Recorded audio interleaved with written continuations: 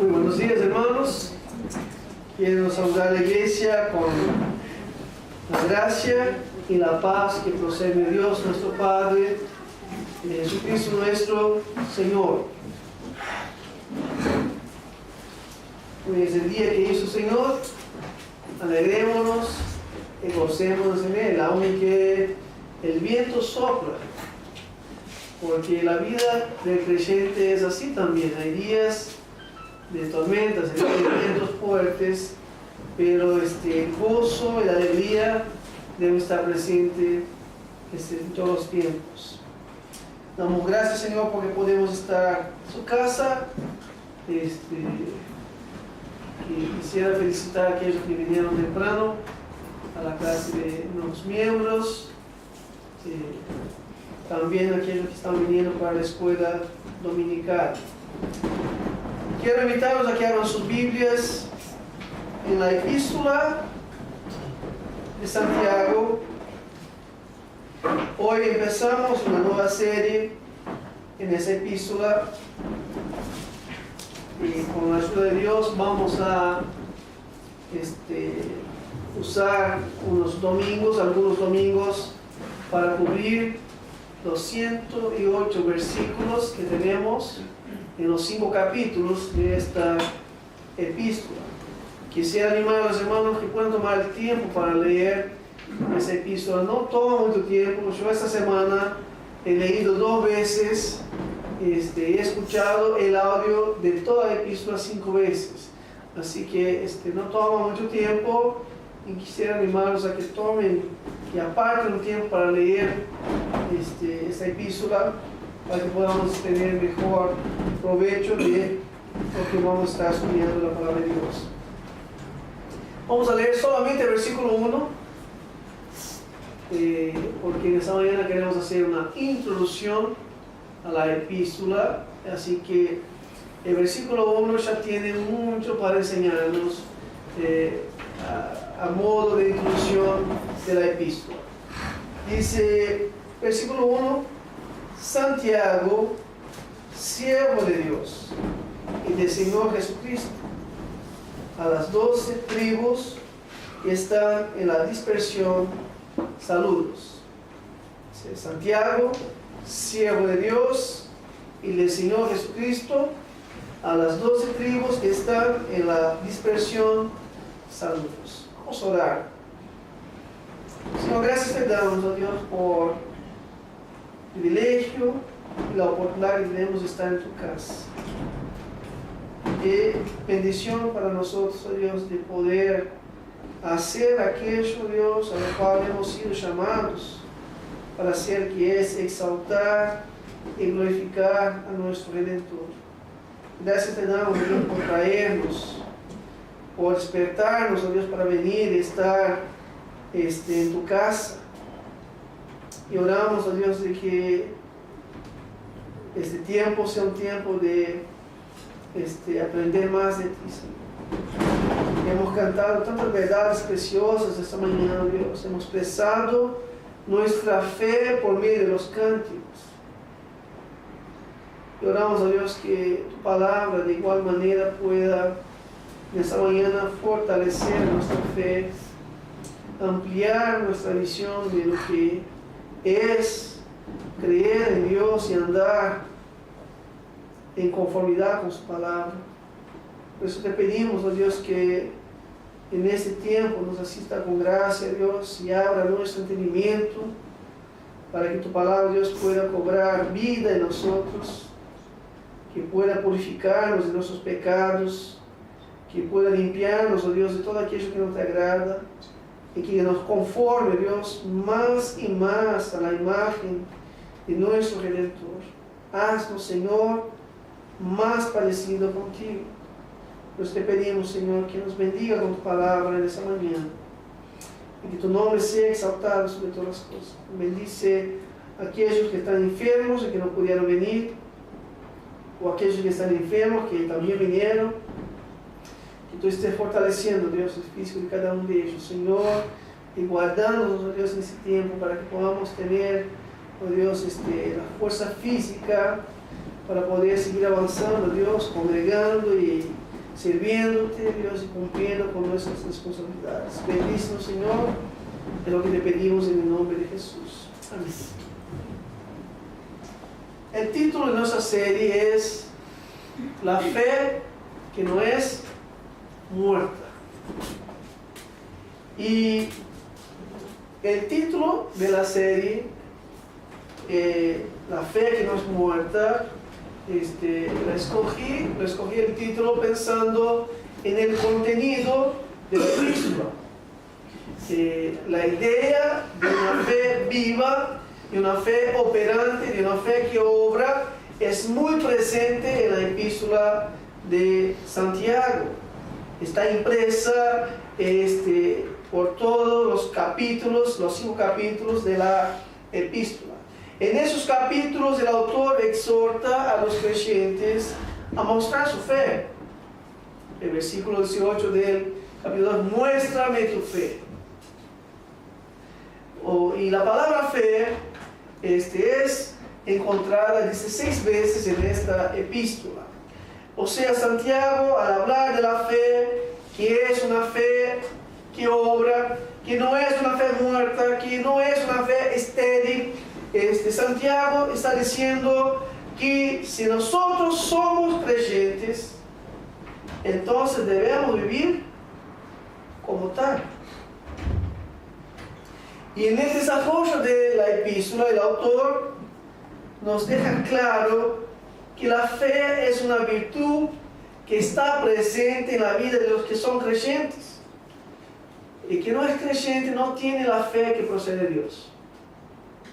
Pero aquel que es creyente tiene la fe, esa virtud que procede de Dios.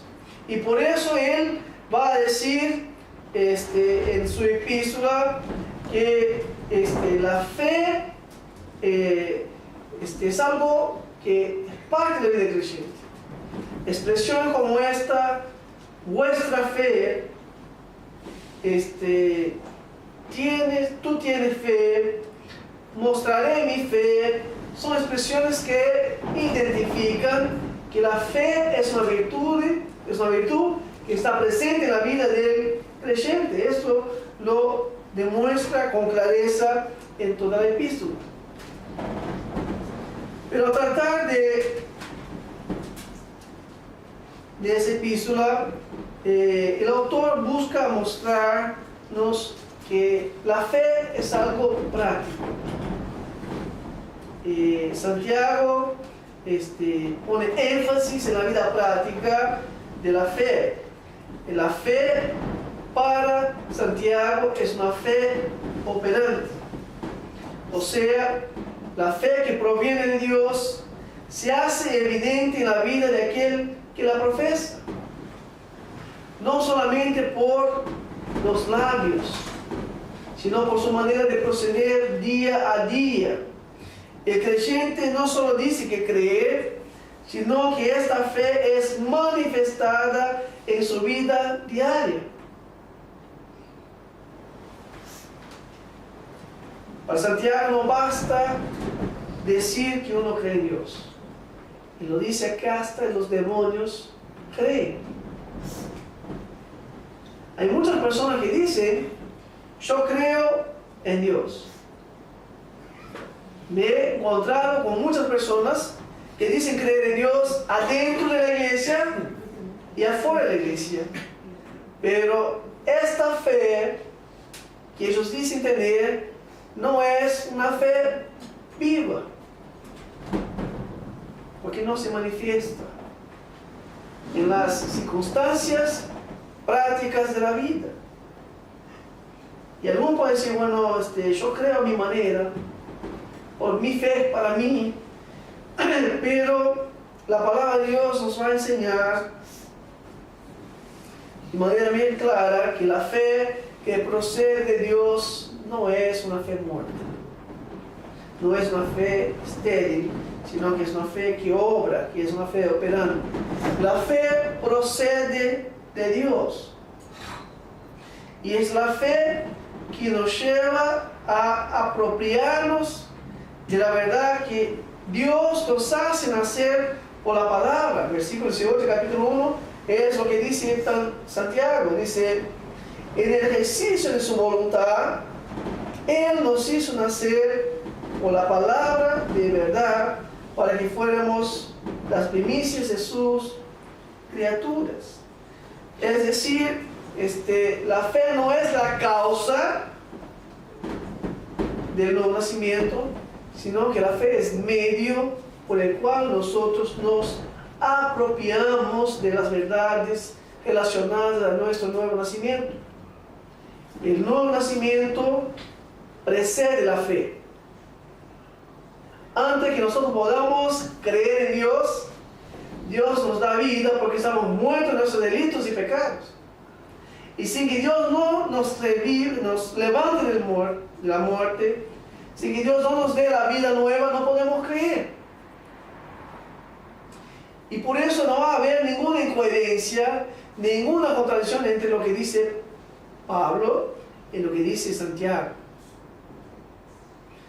Los dos hablan de fe y muchas personas piensan que hay contradicción porque muchas personas piensan que la causa de la regeneración o de la salvación es la fe, pero no es. La fe es el medio de apropiación. La fe no nos hace nacer de nuevo. Quien nos hace nacer de nuevo es Dios, por medio de la obra de su Espíritu Santo. Y cuando Dios nos levanta y nos hace ahora ver las cosas que no veíamos antes y a creer en lo que no creíamos antes. Por eso lo abrazamos y creemos con todo nuestro corazón. Por lo tanto, la fe procede de Dios y la fe es el medio por el cual nosotros nos apropiamos de la verdad que Él nos hace nacer de nuevo por medio de su palabra.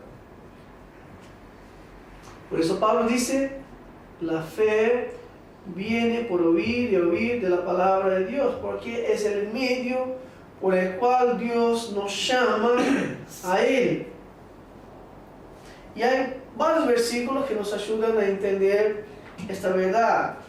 Filipenses 1:29 dice, porque a vosotros se os ha concedido por amor de Cristo no solo creer en Él, sino también sufrir por Él.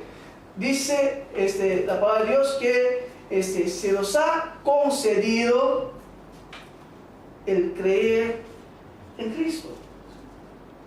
Es Dios quien nos concede la gracia de creer en Él. En otras palabras, Dios que nos da la fe. También encontramos en la palabra de Dios, en Hechos capítulo 13, versículo 48, cuando la palabra de Dios es predicada, dice, oyendo esto los gentiles, se regocijaban y glorificaban la palabra del Señor y creyeron cuantos estaban ordenados a vida eterna. El Señor concede a sus escogidos la gracia de poder creer para vida eterna. También en Juan capítulo 1 versículo 12, 13 dice, pero a todos los que le recibieron a Cristo les dio el derecho de llegar a ser hijos de Dios, es decir, los que creen en su nombre, que no nacieron de sangre, ni de la voluntad de la carne, ni de la voluntad del hombre, sino de Dios. El creer en el nombre o en la persona del Hijo de Dios procede de Dios. No procede del hombre, no procede de la voluntad del hombre, sino que procede de Dios. Y 1 Juan 5:1 nos dice, todo aquel que cree que Jesús es el Cristo es nacido de Dios. Es Dios quien le da el nacimiento para que crea que Jesús es el Cristo. Por eso, la palabra de Dios encuentra eco en la epístola de Santiago. Santiago va a decirnos de que el creyente tiene fe y que el creyente vive de esta fe. Y lo que terminamos de mirar en la serie del profeta Habacuc, que decía, mas el justo por su fe vivirá. La fe no es solamente el punto de partida de la vida cristiana, sino que la fe es la virtud sin la cual no se puede o no es posible vivir la vida cristiana. La vida cristiana es una vida de fe. Andamos por fe, vivimos por fe, agradamos a Dios por fe. Nacimos por la obra del Espíritu Santo y creemos en esta verdad por la fe y vivimos por la fe. Por eso la vida de fe es evidenciada, es manifestada en el caminar con Dios. Por eso el autor de la epístola anterior, la epístola a los Hebreos, él dedica todo un capítulo 11, para mostrar de que la fe se hace evidente en la vida del creyente. Y si ustedes han leído, van a ver que el autor comienza diciendo, por la fe fulano hizo tal cosa. Por la fe Mediano hizo tal cosa. Por la fe, y así sigue. Por la fe Adán, por la fe Abraham, por la fe Moisés, por la fe Abel, por la fe, todos ellos vivieron, hicieron lo que hicieron. Es decir, la fe se hace evidente, se hace manifestada en nuestro proceder. Por eso debemos detenernos y preguntarnos en esta mañana, antes de proseguir, ¿vos tenés fe?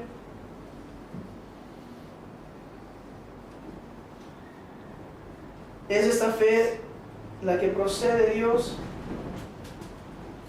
Pero vos decís, yo qué sé. Yo creo que sí. ¿O cómo puedo saber? Porque si la fe que yo tengo es la fe que procede de Dios, es una fe viva, es una fe que se hará manifestada en mi vivir diario. La fe del creyente es una fe que se hace notoria, que se hace manifestada en su caminar diario. Y de eso vamos a estar hablando entonces unos domingos hasta la conclusión de la epístola. Pero antes entonces de poder avanzar, vamos a mirar una breve introducción para que nosotros podamos ubicarnos en el contexto de la carta y para que tengamos mayor provecho de la enseñanza que nos da la carta. Hay mucho para aprender del contexto de la carta, pero vamos a mirar algunas breves cosas que son importantes. La primera pregunta es: ¿quién es el autor de la carta? Comienza el versículo primero en nuestra versión en español diciendo: Santiago, siervo de Dios y del Señor Jesucristo. Por lo tanto, la epístola identifica el autor como siendo Santiago. No es la misma palabra que encontramos en el griego, en el original. En el original, en griego, la palabra que encontramos es Jacobos,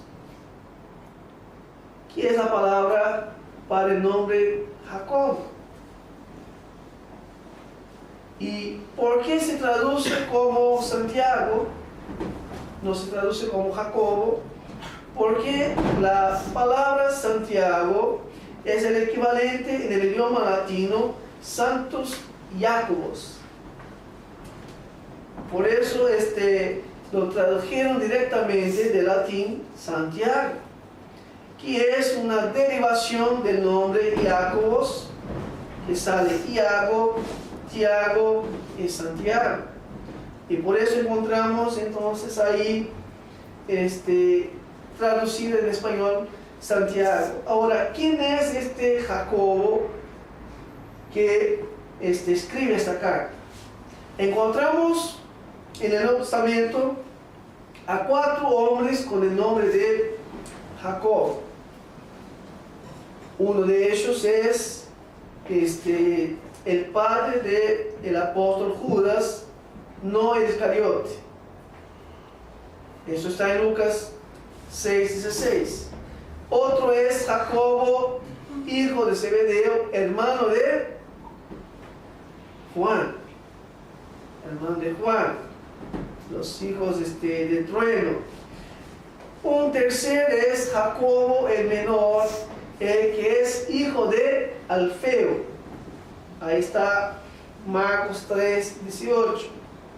Y el cuarto de ellos es Jacobo, el medio hermano de Jesucristo, hijo de José y María. Eso lo encontramos en Mateo 13:55-56 y Marcos 6, versículo 3. Históricamente, la Iglesia ha creído que el autor humano de esta epístola es Jacobo, el medio hermano de Cristo, el hijo de José y María. Nos dice la Escritura que por qué es llamado el medio hermano de Jesús. Miren Mateo 3:56 y Marcos 6:3. Cuando están hablando de Jesús, preguntan, ¿no es el hijo del carpintero? ¿No se llama su madre María y sus hermanos Jacobo, José, Simón y Judas? ¿No están todas sus hermanas con nosotros? Marcos dice lo mismo. ¿No es ese el carpintero, el hijo de María, hermano de Jacobo, José, Judas y Simón? ¿No están sus hermanos aquí con nosotros?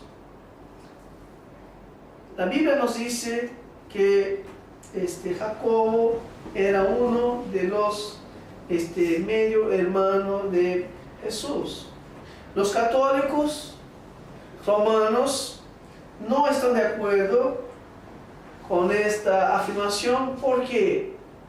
Porque si ellos aceptan que Jacobo sea el medio hermano de Jesús, se termina con la herejía de la perpetua virginidad de María, lo que es totalmente refutado por las Escrituras. ¿Por qué María no permaneció virgen? Porque nos dice la Biblia que José la guardó en esa posición hasta el nacimiento de Jesús. Dice Mateo 1:24, 25. No sé si ustedes tienen, acá está. Dice, y cuando despertó José del sueño, hizo como el ángel del Señor le había mandado, y tomó consigo a su mujer, la conservó virgen hasta que dio a luz a un hijo y le puso por nombre Jesús. Los católicos intentan hacer varios tipos de contorsionismo para evitar eso. Por ejemplo, ellos dicen que la palabra primo, pero la palabra hermano es primo, pero en ningún momento la palabra adelfos, hermano, es usada como primo. La otra era que José era un viudo que tenía hijos y por lo tanto cuando se casó con María ya trajo a sus hijos con él. Pero la propia Escritura nos dice que José la conservó virgen hasta que dio la luz a un hijo y le puso por nombre Jesús.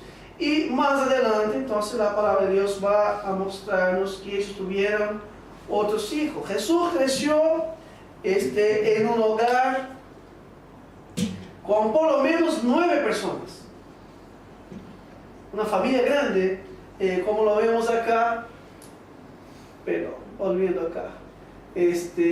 Tenía a sus hermanos Jacobo, José, Judas, Simón, ¿tá? Y por lo menos 2 hermanas. La palabra hermanas indica que más de una. Si eran más, ¿tá?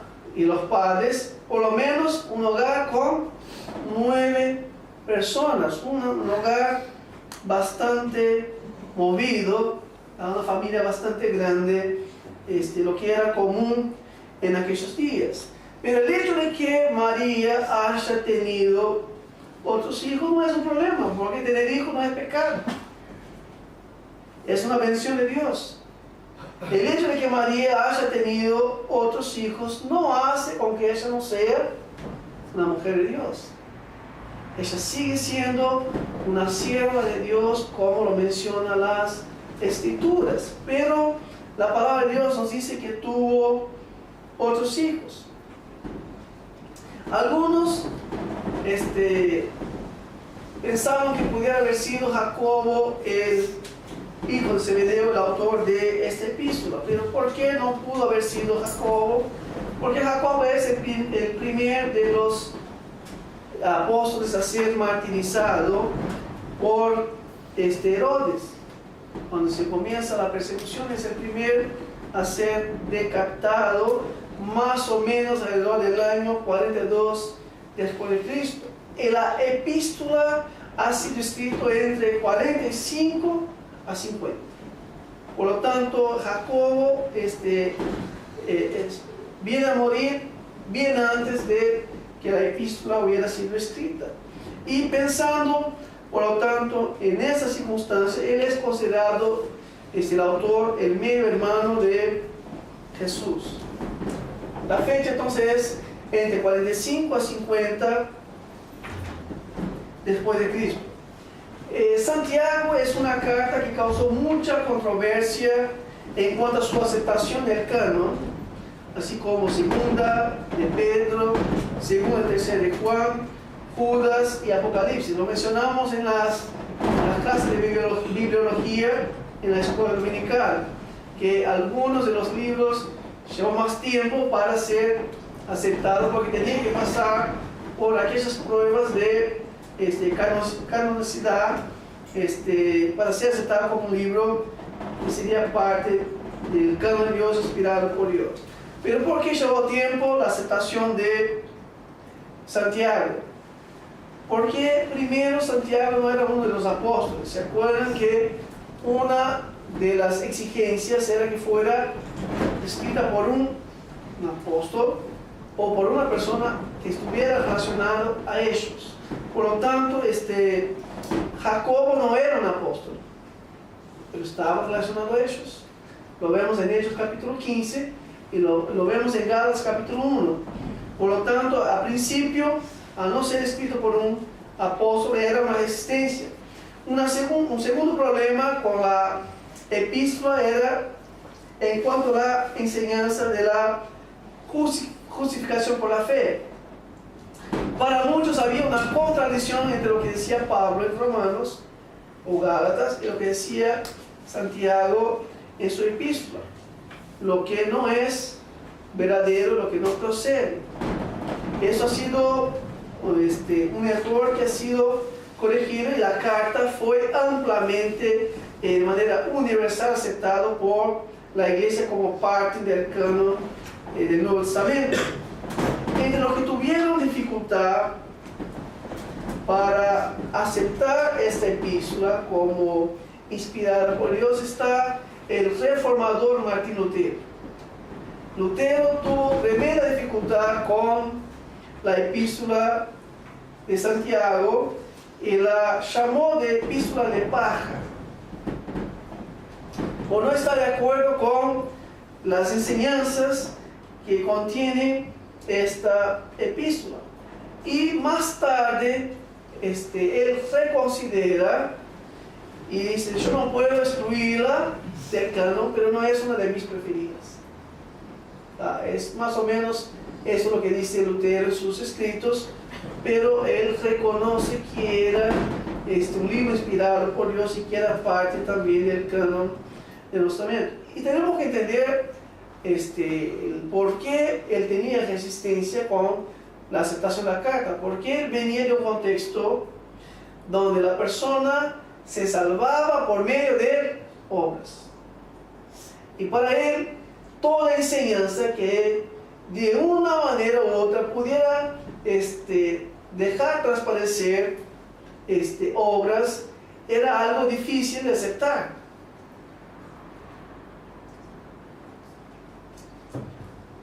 Pero Lutero estaba equivocado en su primer acercamiento con la epístola, y él tuvo que aceptar su inspiración y su importancia para la vida de la iglesia. Santiago es uno de los libros más conocidos y más citados del Nuevo Testamento. Versículos como esos que están ahí son los que mencionamos muy seguido.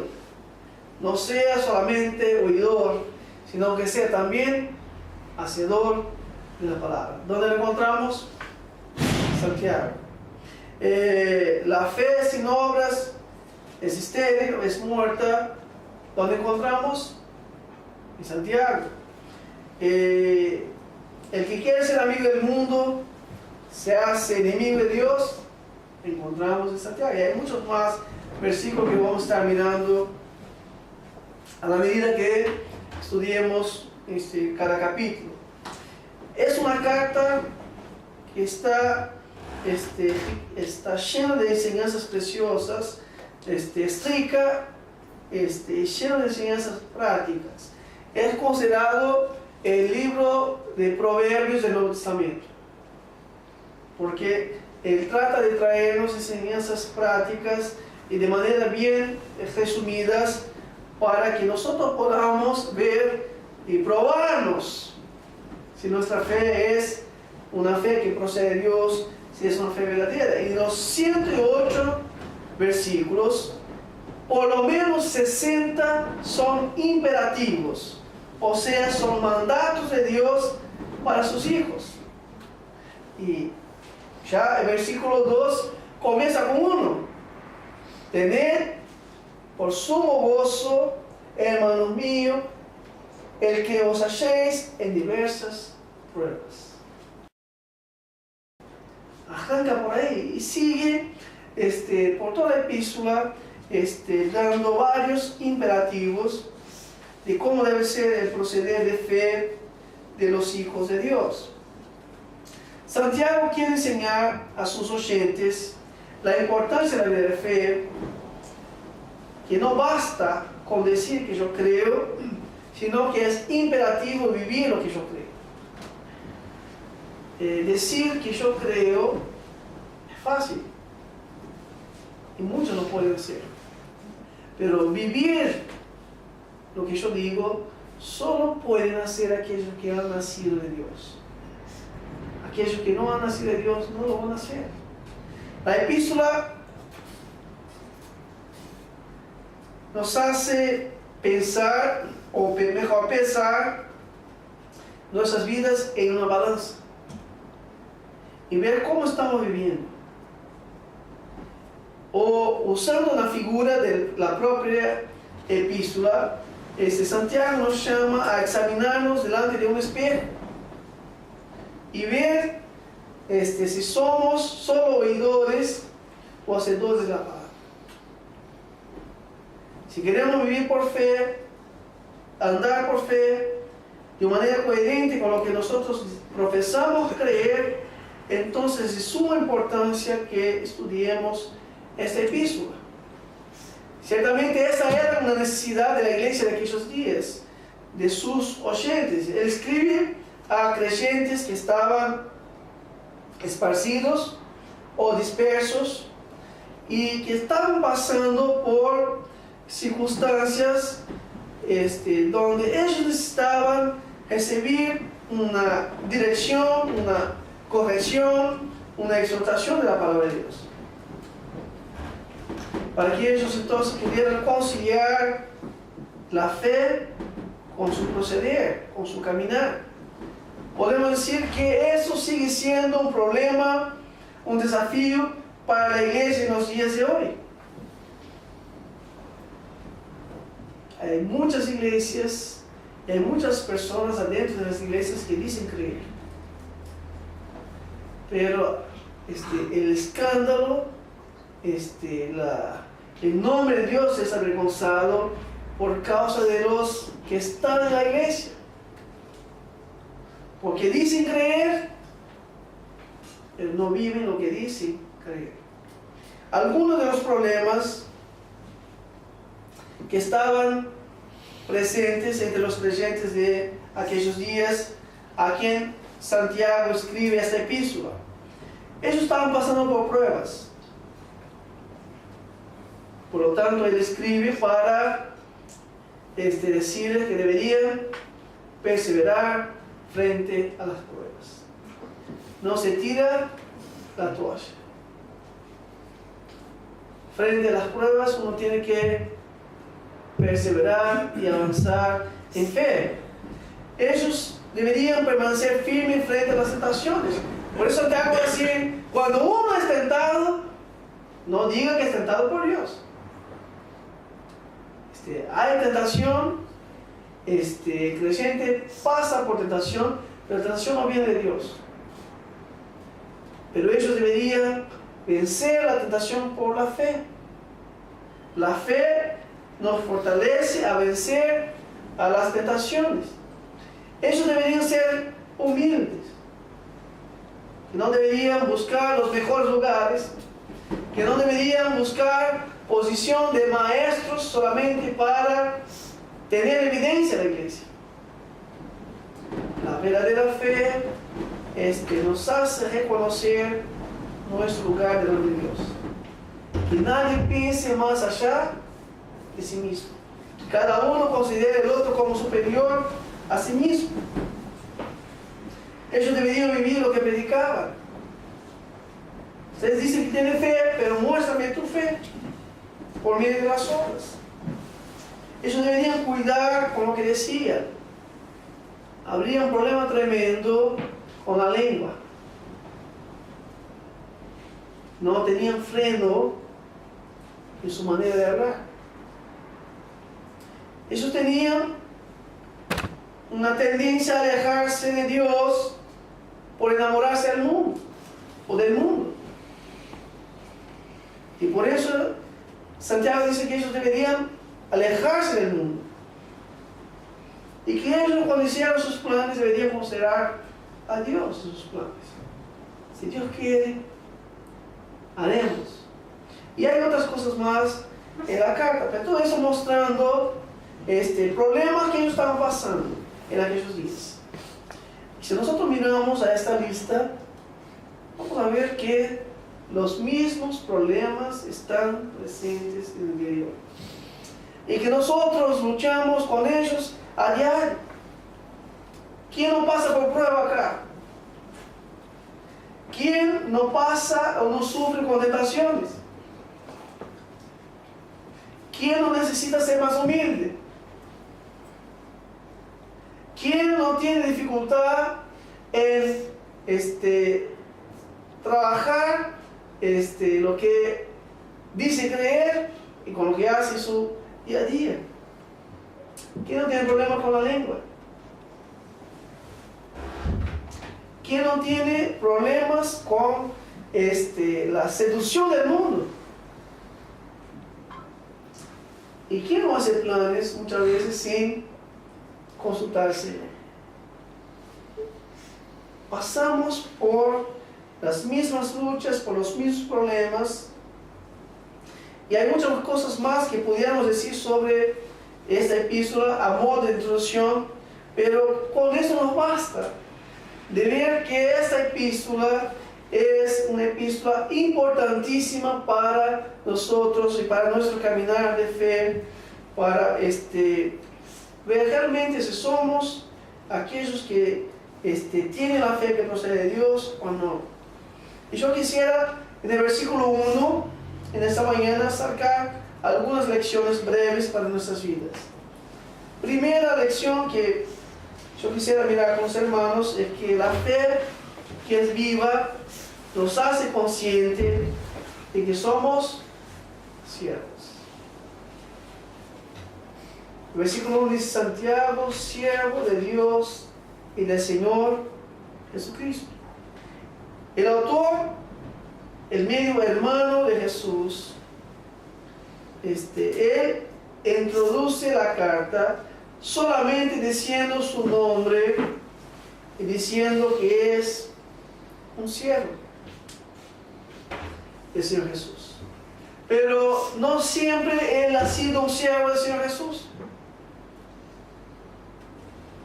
Hubo un tiempo de que él no era creyente.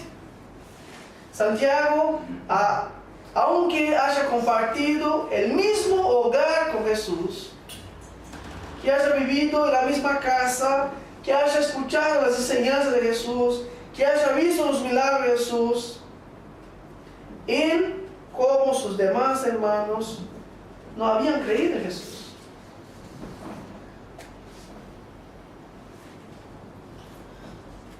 Pero no, acá todavía.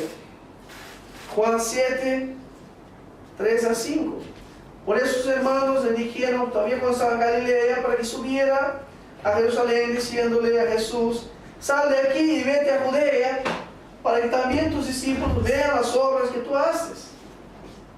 Ellos habían visto los milagros de Jesús, habían escuchado las enseñanzas de Jesús.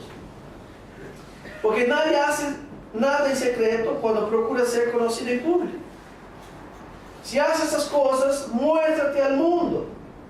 Ahí Juan dice, porque ni aún sus hermanos creían en él.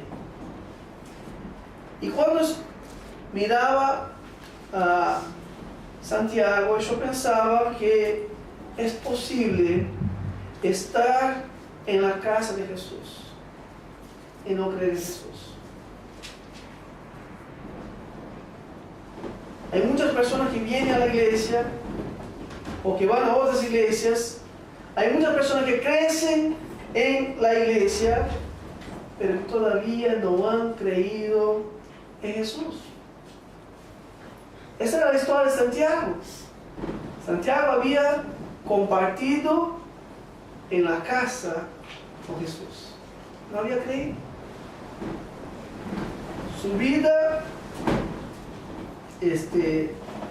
declara ahí sus palabras, la palabra del apóstol Juan, que ellos no habían creído en Jesús. Y hay personas que están en la casa de Jesús, que crecen en la casa de Jesús, y todavía no han creído. ¿Y cómo sabemos que no han creído? Porque la vida declara, la vida de fe muestra. Hay personas que están en la iglesia que no leen la Biblia. Hay personas que están en la iglesia pero que no tienen placer en la comunión.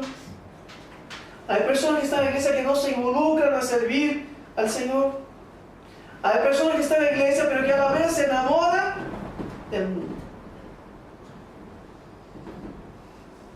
y de sus placeres temporales.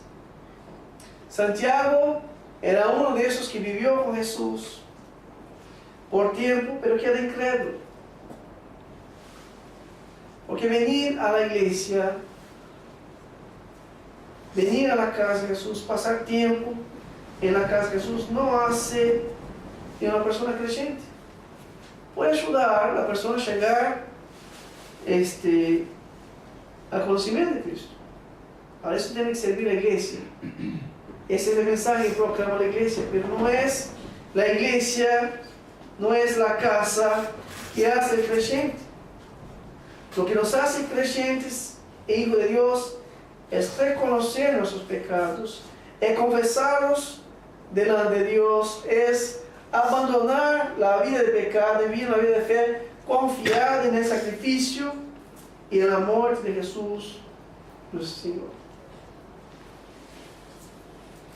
Es Dios quien nos hace creyentes por su obra regeneradora cuando nos apropiamos del sacrificio de Cristo, reconociendo nuestra miseria y nuestra necesidad de salvación.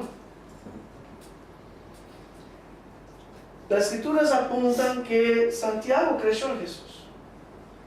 Y eso se dio después de su resurrección. Después que Jesús resucitó, Santiago es mencionado como ya parte de la iglesia. como uno que camina como creyente, como uno que vive como creyente. Y una de las pruebas de su conversión es su expresión mencionada en el versículo 1 del capítulo 1. Santiago no hace ninguna otra afirmación de sí mismo. No dice, mira, yo soy el hermano del Señor, así que escúcheme. Porque es lo mismo que él estuviera hablando. Santiago no hace ninguna mención más de su nombre o de su persona en la epístola. La única vez que menciona su nombre es en el versículo 1, como siervo de Dios y del Señor Jesucristo. Es lo único que dice. Yo soy siervo. La palabra siervo aquí es doulos. Y doulos es traducido en nuestra versión por siervo, pero es lo mismo, la misma palabra para esclavo. El doulos era un individuo unido a otro en servidumbre y transmite la idea de los estrechos lazos del esclavo con su amo. Habla de su pertenencia, de su obligación y profundo deseo de hacer la voluntad de su amo y de esta relación permanente de servidumbre. O sea, cuando Santiago dice que él es siervo de Dios y siervo de Jesucristo, es lo mismo que estuviera diciendo que su voluntad se consume en hacer la voluntad de su Señor. Ser siervo significa que nosotros tenemos un dueño y nuestro deseo máximo es hacer su voluntad. Por eso Santiago dice que él es siervo de Dios y del Señor Jesucristo. Santiago no le llama de hermano, sino que le llama de Señor. Palabra curios. Es mi dueño, es mi amo. Y cuando Santiago usa el término siervo, él no hace referencia a ninguna cualificación personal sobresaliente, sino que hace expresión de su completa devoción y sumisión a sus maestros celestiales, siervo de Dios y siervo de Jesucristo, del Señor Jesucristo. En otras palabras, Santiago como siervo está diciendo que él está entregado totalmente a la voluntad de Dios y por lo tanto devoto, consagrado a Dios y al Señor Jesucristo. Lo que nosotros vemos en la vida de Santiago es que por la gracia de Dios, él pasa de incrédulo a creyente. De creyente a líder de la iglesia, pero de líder a siervo de Cristo. Él fue quien presidió el primer concilio de la iglesia en Antioquía, Hechos capítulo 15. Cuando Pablo se convierte, viene a Jerusalén, él es el que estaba como obispo de la iglesia. Pero él aprendió algo con las palabras de Jesús. Jesús dijo que el que quiera ser grande, sea siervo de todos. Y por eso él se identifica como siervo de Dios y siervo del Señor Jesucristo. Y nosotros, pensando en esto, debemos aprender ya que la vida de fe nos hace conscientes que somos siervos. Todo creyente es siervo. Todo aquel que ha creído es siervo. Nuestras actitudes, acciones, pensamientos, palabras y hechos reflejan la verdad eterna de que ya no somos de nosotros mismos, sino que somos de Dios y que este privilegio de ser llamado hijo de Dios fue comprado y hecho posible a un costo infinito para Dios. Si nosotros somos siervos, tenemos conciencia de fe de que somos siervos, nuestros pensamientos, palabras y hechos deben reflejar esta verdad en nuestro caminar. Porque para que lleguemos a ser siervos, Dios nos compró por alto precio. Por eso pensemos en estos profundos principios y privilegios. Pidamos al Espíritu que renove nuestras mentes y nos capacite a caminar en conformidad a lo que realmente es digno del llamamiento alto y santo celestial. Pero también encontramos en el versículo 1 que la fe que es viva nos fortalece en nuestra peregrinación. Primero, la fe que es viva nos hace conscientes de que somos siervos. Segundo, la fe que es viva nos fortalece en nuestra peregrinación. La carta está direccionada a las 12 tribus que están en la dispersión o que están en la diáspora. La epístola es direccionada primeramente a judíos cristianos que se convirtieron en el día de Pentecostés. Cuando Pedro predica su primer sermón hubo gran conversión, ¿se acuerdan? 3,000, 5,000. Pero estos creyentes fueron dispersados por causa de la persecución después de la muerte de Esteban. El capítulo 8 de Hechos, versículo 1, nos habla sobre eso. Dice, y Saulo estaba de completo acuerdo con ellos en su muerte, en la muerte de Esteban. En aquel día se desató una gran persecución en contra de la iglesia en Jerusalén, y todos fueron esparcidos por las regiones de Judea y Samaria, excepto los apóstoles. Por lo tanto, eran creyentes que habían sido esparcidos, que estaban en la diáspora por causa de la persecución, por causa de la fe en Jesús. Como premio de la fe, recibieron persecución. Y por eso dice a las 12 tribus que están en la dispersión o en la diáspora. Cuando Santiago habla de 12 tribus, hace referencia al conjunto del pueblo de Dios. Aquellos que eran descendientes de Abraham en la fe. En el sentido amplio, la palabra abarca a todos los creyentes. Por eso no hay un destinatario único, por eso es considerada una epístola general, porque estaba direccionada a todos los creyentes que habían sido esparcidos por causa de la persecución. La palabra dispersión o diáspora hace referencia a aquellos que estaban fuera de su hogar o de su tierra. Estaban viviendo como extranjeros y peregrinos en tierras ajenas. Lo mismo que usa Pedro en sus 2 epístolas. Y por lo tanto, esas personas estaban pasando por tiempos de probación. Lo que va a mencionar del versículo 2 en adelante. No estar en la tierra de ellos ya de por sí generaba varias pruebas. Pero eran creyentes que estaban lejos de casa y posiblemente pasando por pobreza. Fueron esparcidos, perdieron todo lo que tenían. Y ahora en la pobreza estaban siendo oprimidos por los hijos. Lo que Santiago va a tratar en el capítulo 5. No le pagaban el sueldo que era debido.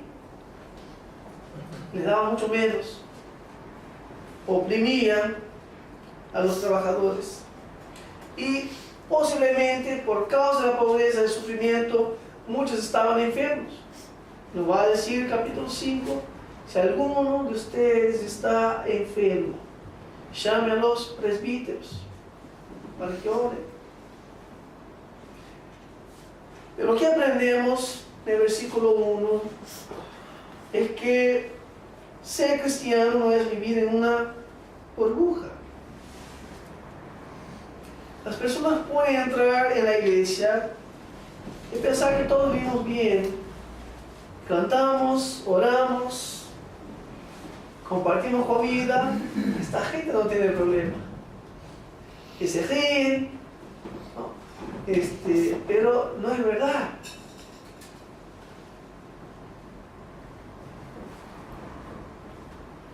Todo creyente es un peregrino. Nosotros no estamos en casa todavía. Ese no es nuestro hogar. Esta no es nuestra patria. Nosotros somos peregrinos y nosotros estamos de pasaje en este mundo. El creyente no vive para las cosas de este mundo, sino que mientras está viviendo en esa tierra ajena, pasará por pruebas, pero debe perseverar por fe, con paciencia, sabiendo que el día del Señor está cerca. Lo va a tratar en capítulo 5. Por eso nosotros para empezar con ese episodio debemos tener claro también que nosotros, a la semejanza de aquellos creyentes, estamos en la dispersión o en la diáspora. No somos peregrinos extranjeros que anhelan y esperan una patria celestial. Aguardamos el día del Señor, está cerca. Pero mientras nosotros estamos en nuestra peregrinación en este mundo, no hay garantías que seremos librados de pasar por problemas. No somos de pan de sufrir. No somos de la teología de la prosperidad. Nosotros entendemos que al vivir en el mundo caído y que al luchar con un cuerpo caído, pasaremos por problemas. Vamos a tener problemas internos y vamos a tener problemas externos. Sufriremos injusticia, así como ellos no recibían lo que era justo de sus patrones. Cuando reciba el recibo de sueldo o de la jubilación y vea que el gobierno te está sacando un montón de cosas, no te desanimes, porque otros han pasado por semejantes luchas. El creyente puede pasar por tiempos de desempleo, puede sufrir en manos de patrones que no son justos. El creyente puede sufrir enfermedades. Se enferman. Luchan con las más distintas formas de enfermedades. Los que estudian medicina van a tratar de creyentes y van a ver que los creyentes también se enferman. Los creyentes pasan por tentaciones y probaciones amargas. Dios necesariamente no nos librará de los problemas. Ciertamente pasaremos y pasamos por los problemas, pero podemos estar seguros de algo, que en nuestro caminar de fe el Señor nos dará fortaleza y nos librará en los problemas. ¿Se acuerdan de Daniel? Dios no le libró de ser echado en el foso de los leones, pero Dios lo sacó de él. Y así es la vida cristiana de fe. Muchas veces Dios no nos libra de pasar por los problemas, pero cuando estamos pasando, Dios nos libra en medio de los problemas. No todo lo que nos pasará en este mundo será bueno. No hay garantía de eso. Pasaremos por cosas difíciles, por cosas amargas, pero en el andar de fe, todo lo que nosotros tengamos que afrontar, Dios usará para el bien de aquellos que aman a Dios. En nuestra peregrinación en este mundo, ¿cuán fuerte es tu fe? Tu fe te ayuda a avanzar en medio de las adversidades. Muchas personas cuando pasan por adversidades, cuando realmente manifiesta qué tipo de fe tiene.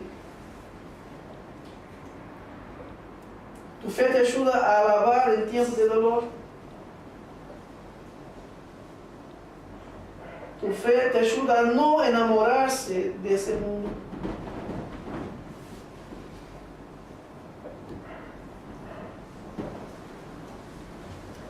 La fe que es viva nos fortalece nuestra peregrinación. Terminando,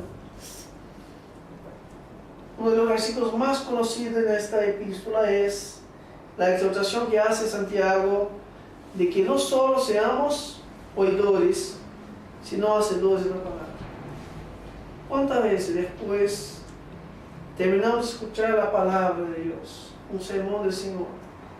¿Cuántas veces le pedimos al Señor, ayúdame a vivir de esta manera?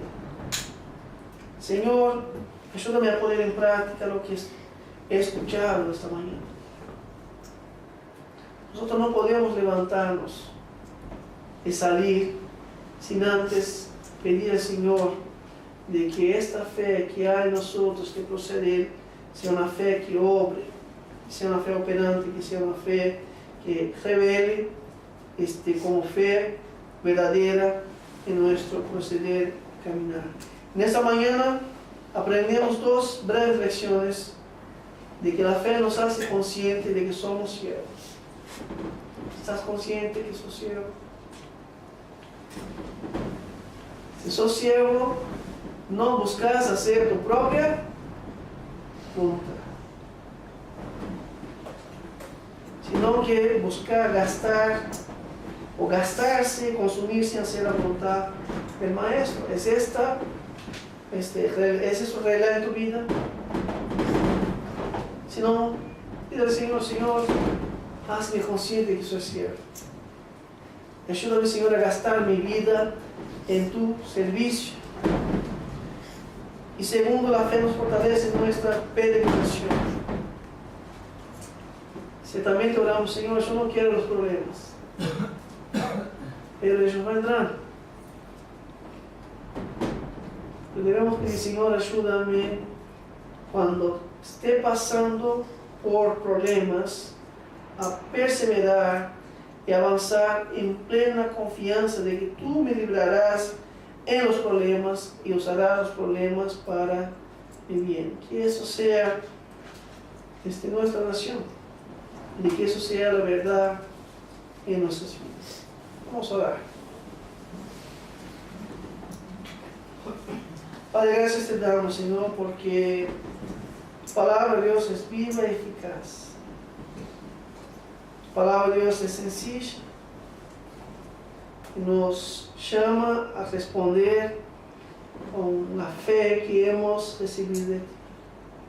Porque la fe que procede de ti es una fe viva, que uno puede decir, estoy bien, gloria a Dios, o que puede decir que Dios es mi castillo fuerte,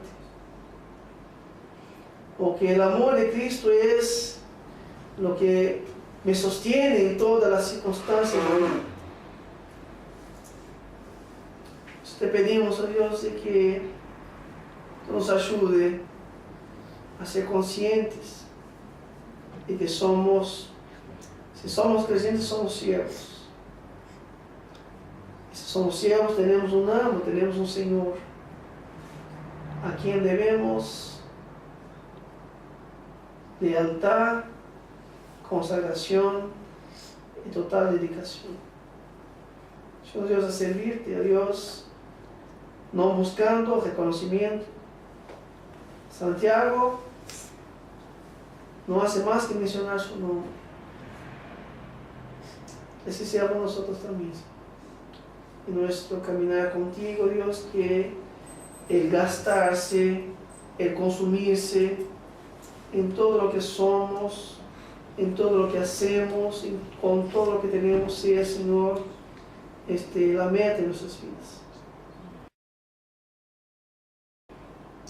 Y de igual manera, Dios, cuando pasemos por las más distintas circunstancias en la vida, que la fe que hemos recibido de ti, Dios, pueda sostenernos, pueda fortalecernos a mirar a Dios más allá de las circunstancias, a seguir teniendo los ojos fijos en el autor y consumador de la fe, que es nuestro Señor Jesucristo. Que andemos por fe, no por vista. Que en medio de la peregrinación en ese mundo, Dios, podamos, oh Dios, guardarnos de las cosas de ese mundo. Y que podamos, Dios, profundizarnos en las cosas que van a fortalecer nuestra fe y ayudarnos a perseverar. Bendícenos, Señor, al estudiar esta epístola, Dios, y que realmente podamos mirar a este espejo y ver a Dios que realmente andamos por fe y que la fe que hay en nosotros es una fe viva y no una fe muerta. Eso te pedimos, a Dios, para la gloria de tu nombre, en el nombre de Jesús. Amén.